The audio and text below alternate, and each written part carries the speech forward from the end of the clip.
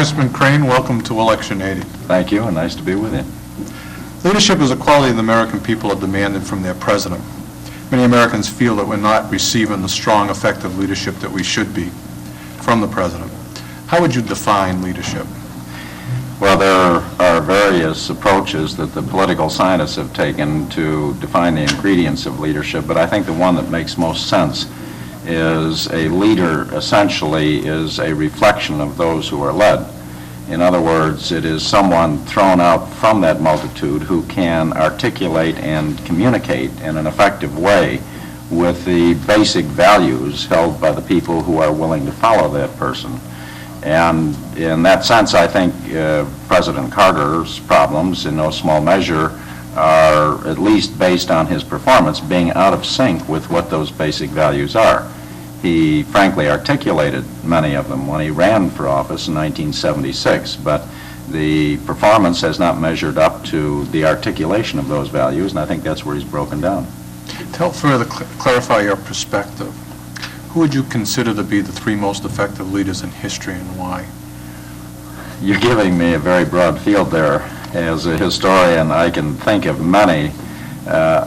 If I may focus on our own national experience instead, I would say George Washington, certainly, Abraham Lincoln. I think probably looking after Lincoln's time, one would have to say, although I disagreed with his policies, Franklin Delano Roosevelt in our own society, because of an ability to make an outreach to a lot of human impulses and desires. I can think of Winston Churchill that I would put into that category, even more so, I think, in mobilizing sentiment in Great Britain than FDR did here, but I think you'd have to put both of them in that category. Why would you choose these three or four? Well, I think in the case of George Washington, it was a combination of certain ineffable qualities. I've never ceased to marvel at the kind of universal support and approval that he was able to command from such disparate factions as the Jeffersonians on the one hand and the Hamiltonians, who were at one another's jugulars, and yet they could unite on their support for George Washington. The man had a commanding stature, amongst other things. He had a deep spiritual faith that enabled him to endure the suffering at Valley Forge that terrible winter. He was a man who obviously was able to maintain his composure in crises, as he demonstrated when he rallied the troops at the time of Braddock's defeat. He was a man who seemed largely unflappable in crises, a man whose philosophy was well thought out to his satisfaction, but obviously in leading the revolutionary effort as well as in leading the nation in its infancy, I think he was appealing to those higher instincts that the people of that generation felt, and in that sense he commanded that respect.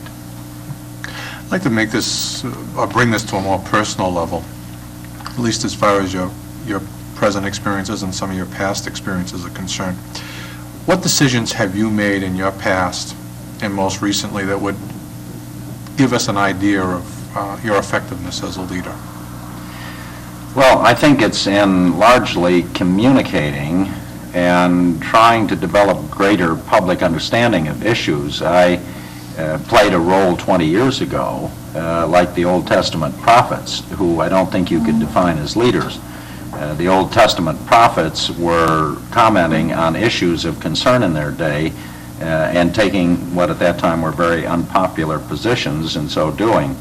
But they laid a groundwork then for an acceptance of those positions at a later time.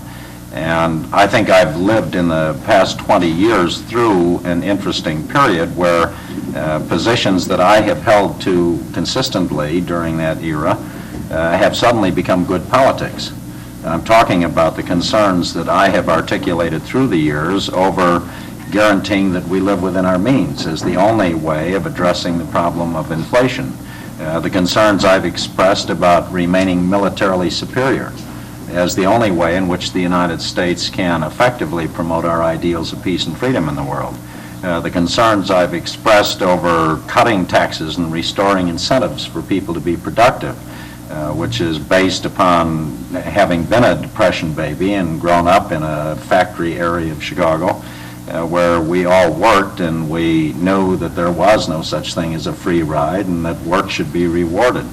I think the positions then, as I say, that I take today have me in harmony with what are overwhelmingly supported values reflected even in the polls.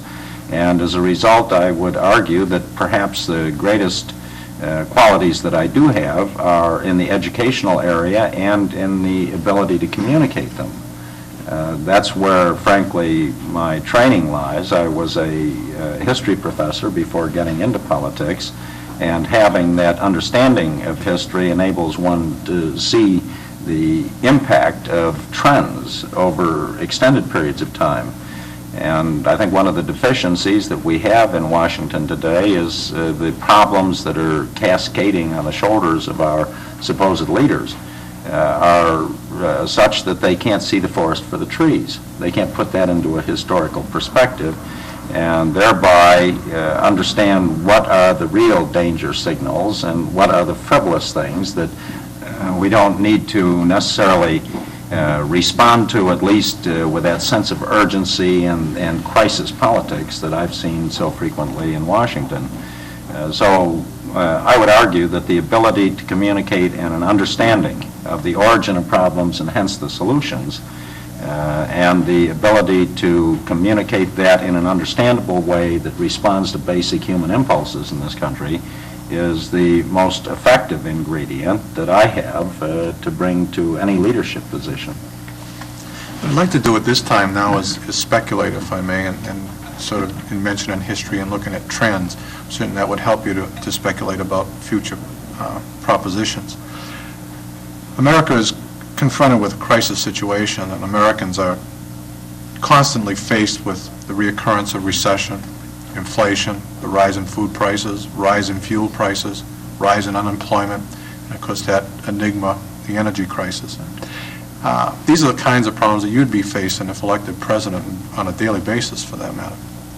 What would you do to resolve these problems or deal with these problems? And please be specific. Well, you have, I think, touched upon the real basic issues that any administration must face, and this administration, sad to say, has not really confronted yet after 4 years. The only way to deal with inflation is to get our books into balance so that the Federal Reserve System is not required to engage in printing press money to pay debt. Inflation, by definition, is an expansion of the money supply in excess of productivity increases.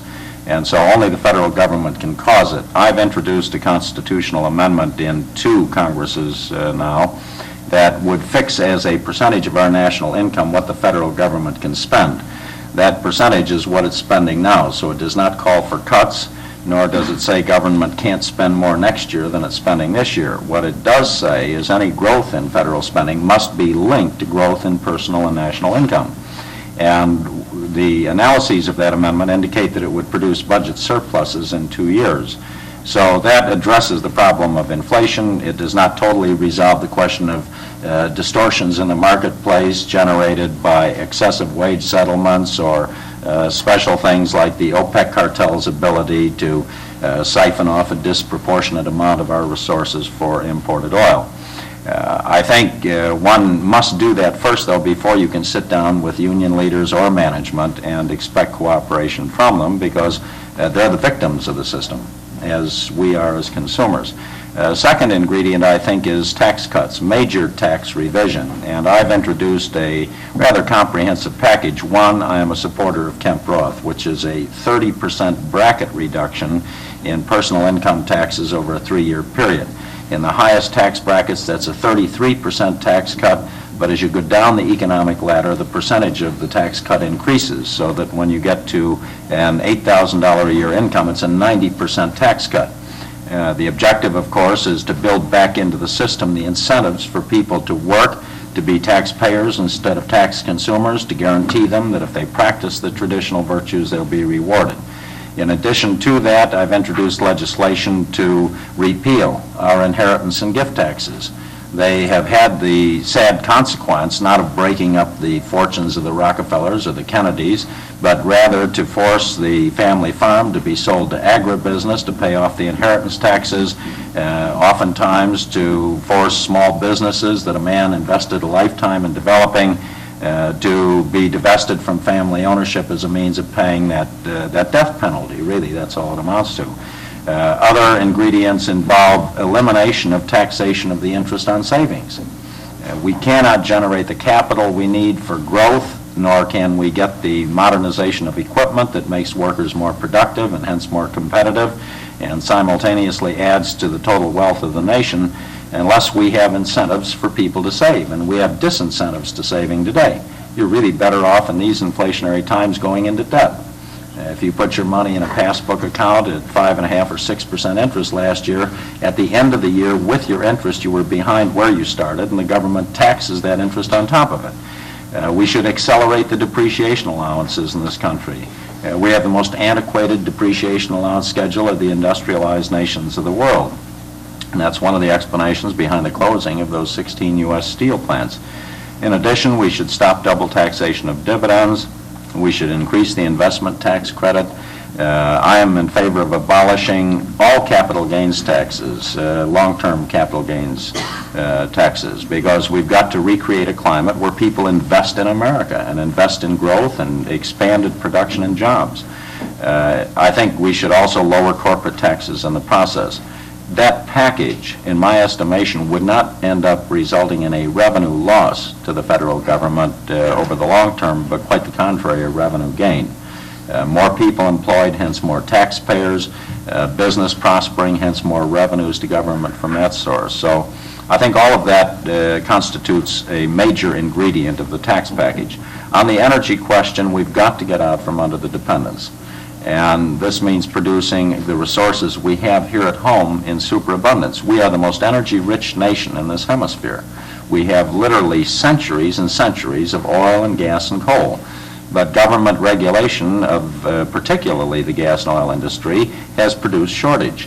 And it's going to continue to produce shortage under the president's misguided approach, which involves the assessment of what he's been calling a windfall profits tax, but which in fact is not a tax on profits at all. It's an excise tax on a barrel of oil at the wellhead, and it's going to stifle production in this country. We should also be burning the coal resources, and I favor putting a moratorium on the environmental regulations while we burn coal. At the same time, we're producing gas and oil here at home to get out from under this dependence, because the alternatives the administration's been talking about is the possibility of a war. And when someone told me the other day, didn't I think I was risking losing the environmentalist vote, I said yes, until the first environmentalist son is killed in the Middle East trying to keep the oil supplies going. And finally, nuclear is a major ingredient of it too.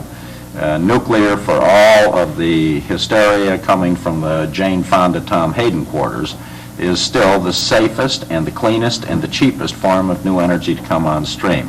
It's a vital ingredient of our current energy picture.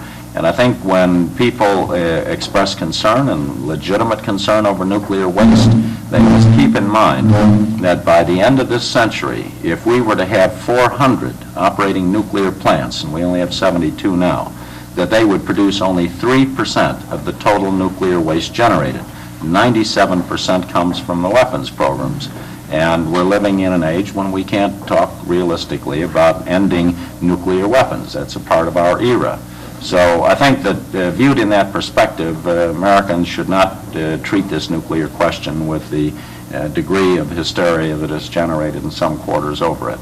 There is one final ingredient, and that has to do with excessive government regulation, which today is costing consumers over $100 billion a year, according to the Department of Commerce. And so that has to be viewed as a cost of production, passed on to you and me in the form of hidden costs, and hence higher prices. It's a tax in that sense, but it is also killing our competitive edge internationally. And we have now run 3 world record-setting trade deficits in a row, and the major reason is not the high price of oil and imports, because the Japanese and Germans import all of theirs. The main reason is we are crippling our ability to be productive, and the drag put on our economy as a result of excessive regulation is a major ingredient of that.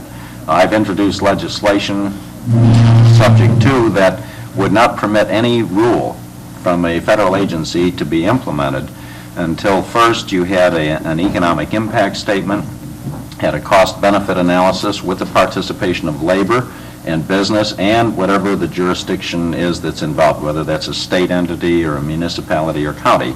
And if it was discovered through those studies that the rule would cause any unemployment or would violate cost-benefit ratios that Congress could establish, then it's a dormant rule until there is affirmative action by both houses of Congress. And the advantage of this is we get Congress back making the policy instead of executive agencies, but we also get accountability so we can find out where the members stand on the value judgments that must be made, as were made in Youngstown, Ohio, when EPA contributed to the closing of Youngstown Sheet and Tube and the loss of 4,600 jobs, that it was preferable to throw those people out of work to meet an arbitrary deadline for cleaning up the Mahoning River by 1985. I'd like to know who the people are that have those values. I think the voters are entitled to know who they are and to render their judgment on their values.